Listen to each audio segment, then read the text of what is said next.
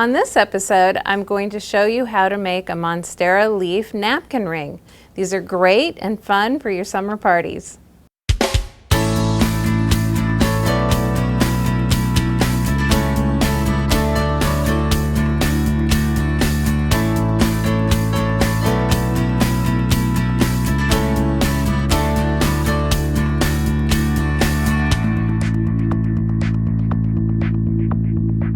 Today we're going to do a Monstera Leaf napkin ring. So to start out with, you're going to need Fimo clay in 3 different colors to do the 3 different color combinations. So we have the apple green Fimo Soft, the raspberry, and the teal. And then we also have the Fimo liquid, which I've put into a little container. And then we need some JudiKins products too. So I'm using the embossing powder in the avocado twinkle, the fuchsia twinkle, and the cyan twinkle. This is the Monstera Leaf stamp. And then we're using ink in Prussian blue and copper. And to make our form to bake on, we're going to need just a basic toilet paper roll, piece of foil, some 6x4 index cards, a measuring tape or a piece of string, a blade for your clay, and a few bakeable stones. To start out with, we need to make an armature to bake our napkin ring. So I'm starting out with just a basic toilet roll and a piece of foil. And I'm just going to wrap the toilet paper roll into the foil. And then push the ends down to stay on there. So once you've done that, you need to know how long a piece of clay you're going to need to wrap around this. So I take a measuring tape and just take it around the roll, like so. And we come out at about 5.5. So I think I'll make a 6-inch piece of clay so that I have a little bit of extra. So I want to make a pattern for that. So using a 6-inch index card, I'm just going to cut a 2-inch strip. The reason I'm going to cut a 2-inch strip is if you measure across your stamp, you'll see that it's about a 2-inch wide stamp. So to make the pattern, I've cut a 2-inch strip out of my index card. I'll use this later. And the last thing I need to do with an index card is make a stand to use in the oven. So I'm making what I call an M stand. So I'm going to fold my card in half. And then I'm going to fold back both of my sides, like so, which results in an M. And then when I put it in the oven, I'm going to put it on my baking tray like so, and I'll be putting my roll on it like so while it's baking.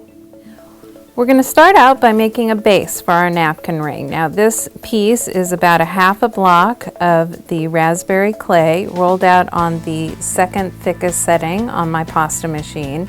And you want to roll a strip that's about 6 inches long. And a nice little tip is that most clay blades are 6 inches long. So when you're rolling it out and you're about here, you go, that's about right. And then you can use your 2x6 pattern that you made out of the index card. Just lay it on top of your clay and use it to cut your strip out of the clay.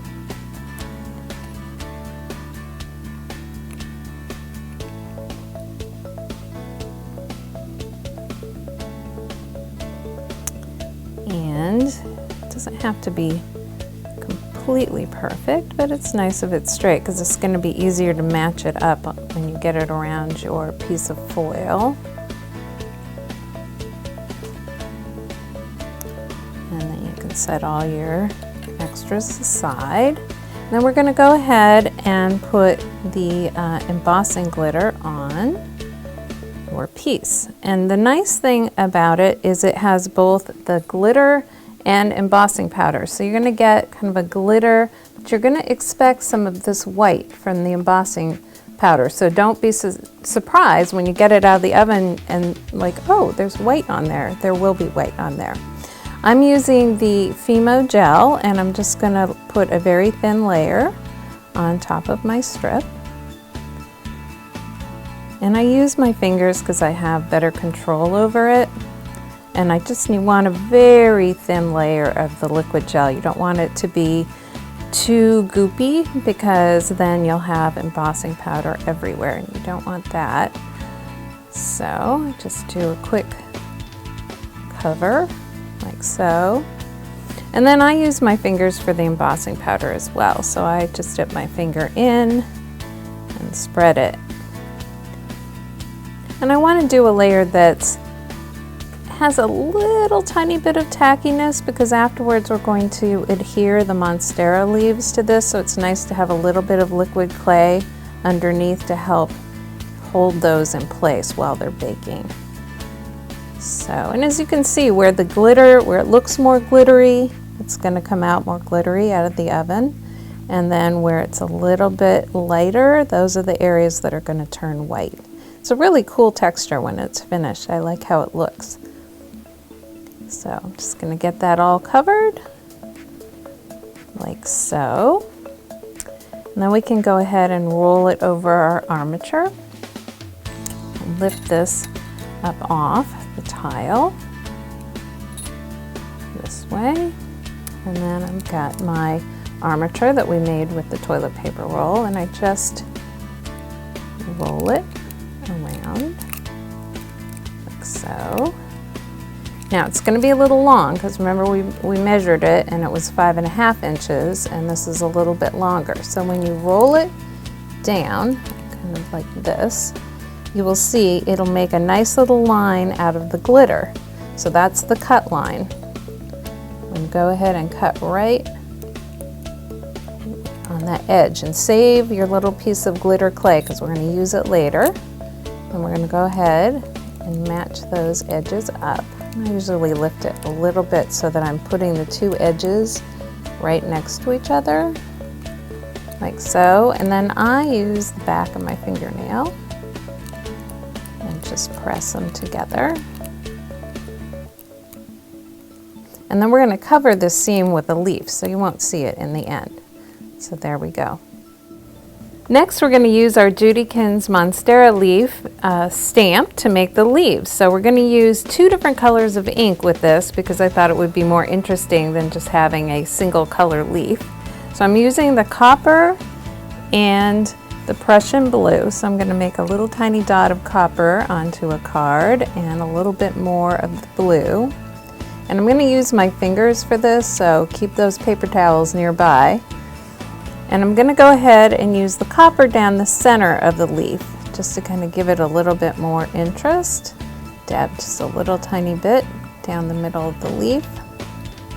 And then I'm going to use the blue on the edge, and I start on the outside and get a nice layer of blue all the way around. And then I'm going to blend it into the center. So I just want to make sure, because there's all these really nice details along the outside. We don't want to miss those. And I blend it into the middle like this. Almost missed a piece there. A little paper towel for my fingers, and just go straight down onto the clay. And there's your leaf. And I'm going to do another one. Just a little more of the copper in the center.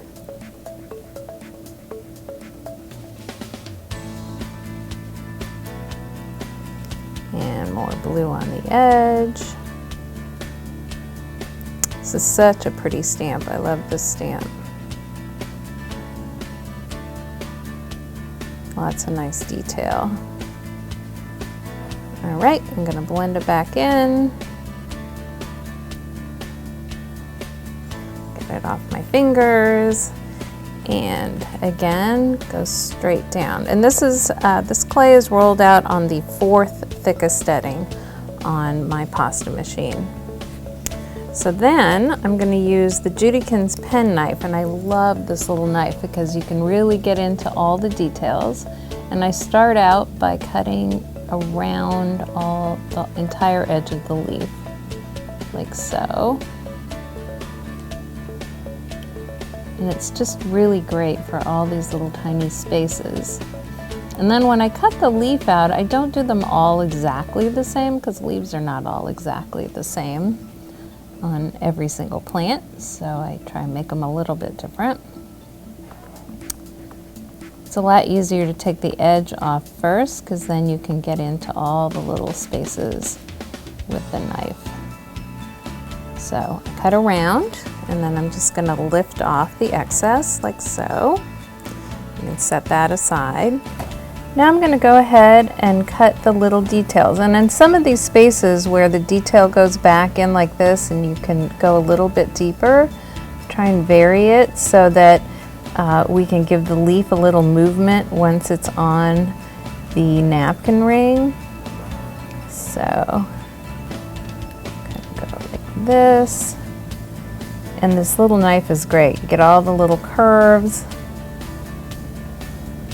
And you can get around all the little leaves. And don't worry if you have squared off spaces at the edge of your leaves because I'm going to show you how to fix that so that it looks more rounded and more natural. Oops, let's go over a little bit. There we go. You don't want to turn your knife too much to the edge because if your clay is stiff at all, then you might break through your clay. So you don't want to do that.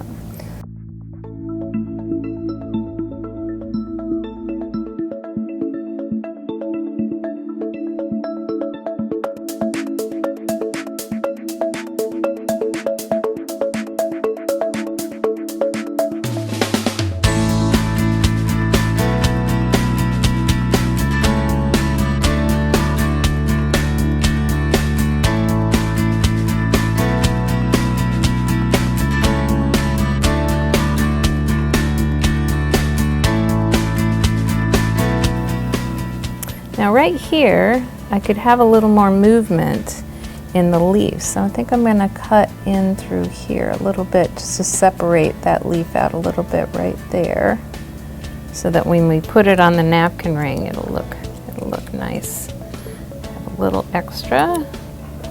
This is the other cheat I do. I use my fingernails and cut the extras off if I have too much. Just pinch all of those and then I'm going to flatten them down.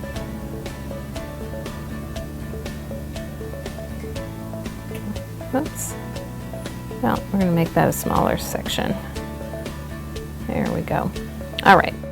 So once you've completed your leaf, you're going to apply it to your napkin ring. And this is where we had the seam in the napkin ring right here. So we're going to cover that up with the first leaf. So I lay it down right in the part of the stamp that's the widest, like so.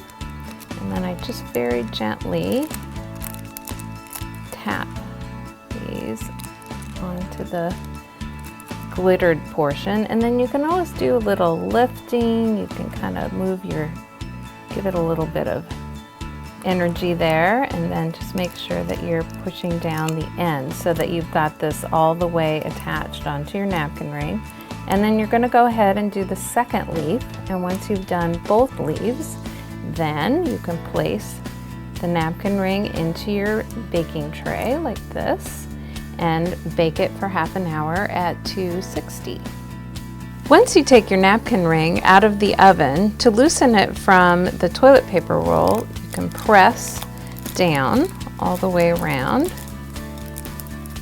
like so, and then slide it from the roll. That way we can do the last step where we add swirls of clay and a stone. Now we're going to use the piece of clay that you cut off when you wrapped it around the toilet paper roll and make this into a snake. So I usually fold it in half like so. And if you don't have enough glitter on it, you can always add more. And then I roll it into a fairly fine snake. And remember, when you're rolling, if you're just using your fingers like this, you want to keep them very flat and even so that you don't get a lumpy snake. All right. And if you want to add any glitter, you can take a little bit more liquid clay add it on, a little more embossing powder, add it along, and then roll it in.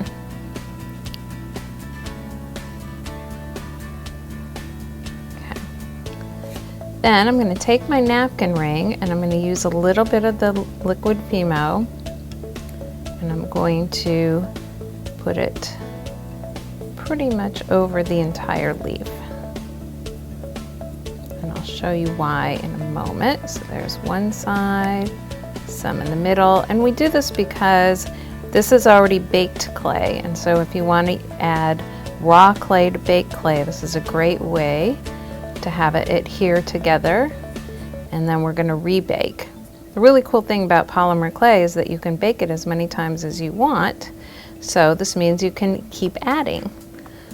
All right, so I'm going to start at one end of my clay, and I'm going to roll it into a little swirl like this, and you can use a blade to cut it off. Again, I tend to use my fingernails. I'm just going to place it on one side, and then I'm going to do another swirl on the other side. Whoops, I want a little bit more of a point. There we go. Make a swirl. Now that my fingers are sticky with liquid clay, put one on the other side. I'm going to roll a point on this one and just run it down the edge of the leaf like so. It's a little extra embellishment. Do the same thing on the other side.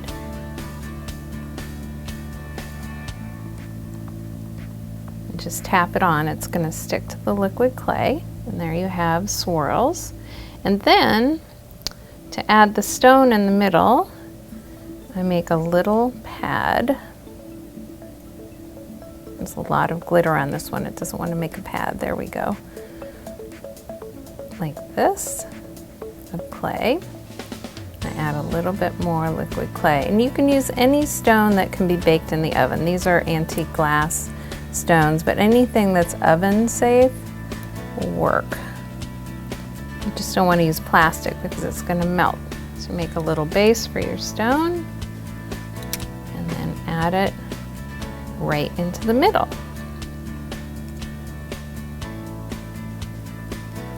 Like so. And the last thing I'm going to do, because I want to bring a little bit more pink into the leaf here, I'm going to take some more of the embossing powder and just add it along the edge of the leaf.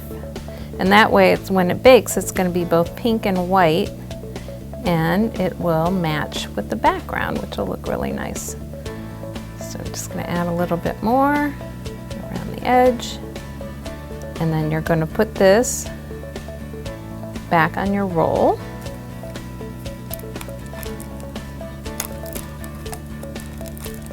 Takes a little squishing to get it back on there. There we go. And then you can put it back into your holder and bake it again for another half hour. So to complete your set, I showed you how to do the teal colored clay over the raspberry colored clay, but then you can make variations. So this is the apple green clay over the teal clay. This is the raspberry clay over the apple green clay. This was the avocado twinkle, which I used with the apple green clay. The fuchsia twinkle I used with the raspberry clay, and the cyan twinkle I used with the teal clay. For this and other projects, visit our website. And remember, when creativity knocks, open the door.